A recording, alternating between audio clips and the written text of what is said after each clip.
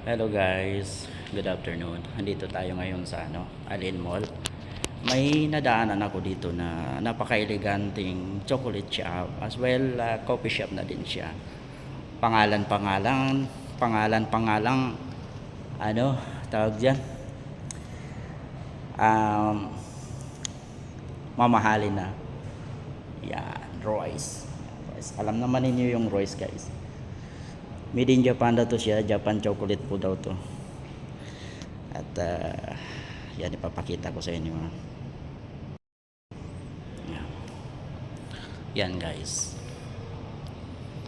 Yan po yung Royce chocolate dito guys. Yan.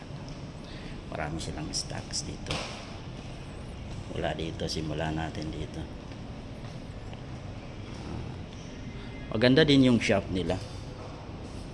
At bihira lang pumapasok kasi akala siguro ng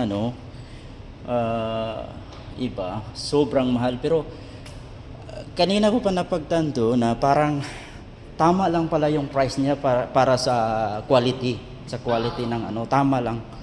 Tsaka sa din sa medyo may kamahalan lang siya sa shipment kasi kailangan talaga yung storage niya is talagang siya. So, isasama kita sa video, ha?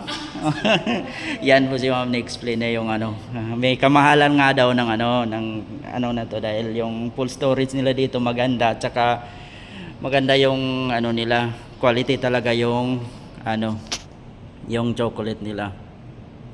Yan. tsaka iba din naman kasi yung texture tsaka yung lasa ng chocolates. Worth it naman sa presyo. Anong pangalan mo, Ma'am? Christina po. Christina, saan ka sa atin?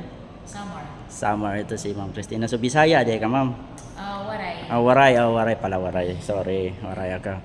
So, yan. Ito, papakita ko sa inyo lahat yung mga mga chocolate dito. Yan.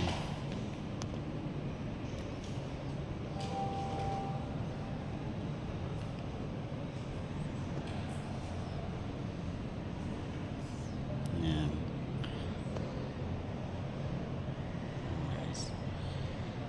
So hanggang dito lang yung video ko. Shoutout nga pala sa inyo. Ito yung Printmats 37. Good afternoon po. Bye bye.